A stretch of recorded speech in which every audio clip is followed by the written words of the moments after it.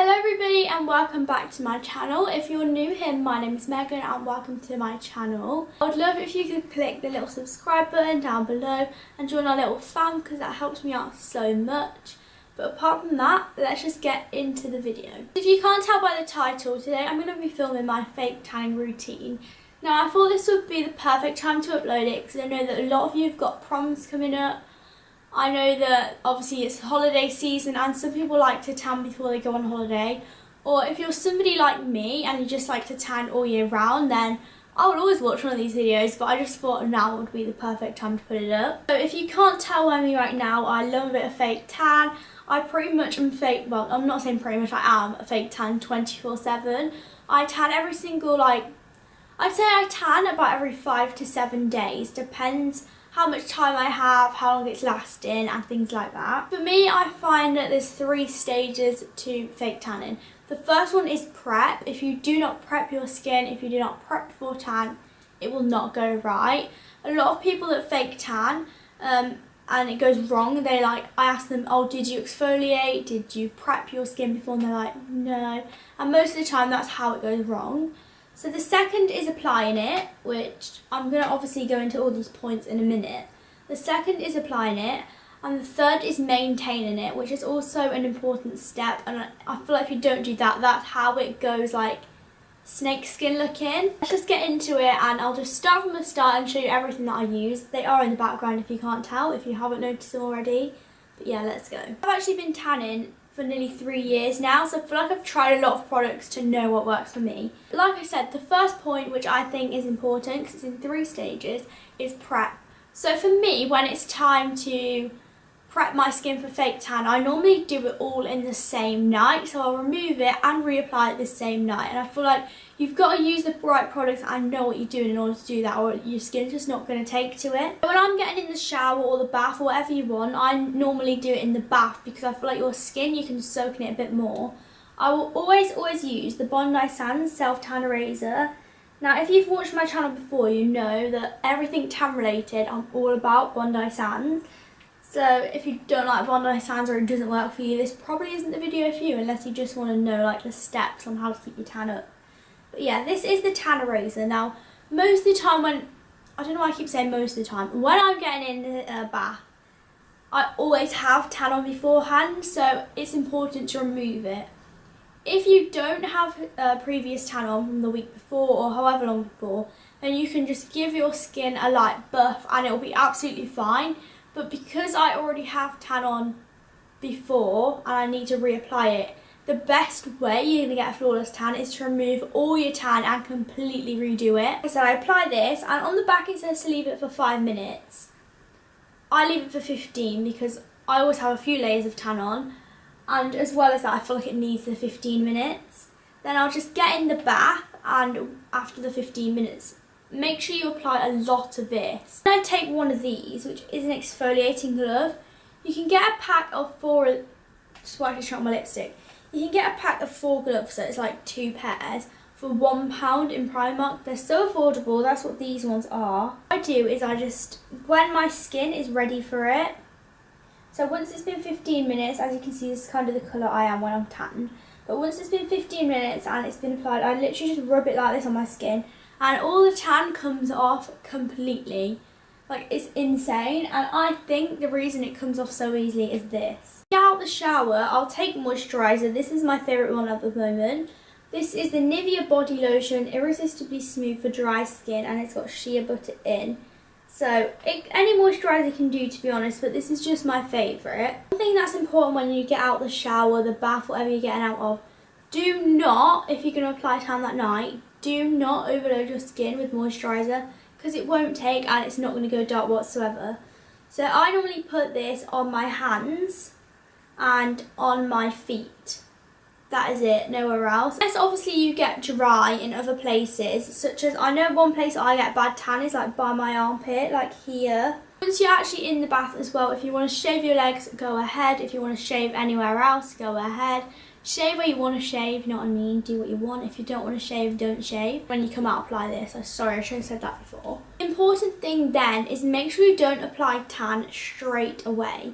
One thing I will do after I've had a bath and scrubbed all my tan off is just hop in the shower and just cold rinse my whole body.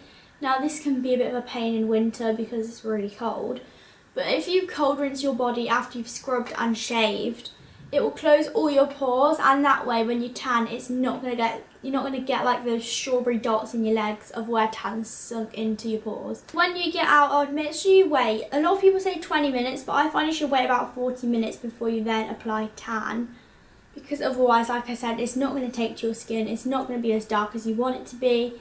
And if you're like me, I'm someone who loves a really, really dark tan. The thing I also do before I tan is apply moisturiser to my face, because I apply tan to my face. So I'm such a night tanner, so whatever night cream I use, I will apply that before I put my tan on. So then when I put my fake tan on top, it's not going to be as dark and it's not going to sink into your pores again. Then it's time to tan. For me, my favourite tan is the Bondi Sands Ultra Dark. This is literally alive, and I know I've spoke about this a few times on my channel, and if you've watched my channel before, I'm sure you've seen me rave about this, but this is 100% the best tan out there. Like I said, I've been tanning for 3 years now. I've tried a lot of tans in those 3 years, and this is definitely my favourite, and I feel like it lasts the best. I feel like it's the darkest. This is Bondi Sands Ultra Dark. I know some people don't want to buy this because it's pricey, however I find if you want a good tan, you've got to pay that bit more. Literally, I'm backed up with this all the time. I've got a few down there.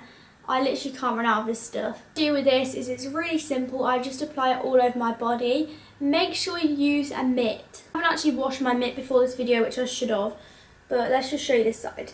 This is the mitt that I use, and I've always used these since I started fake tanning.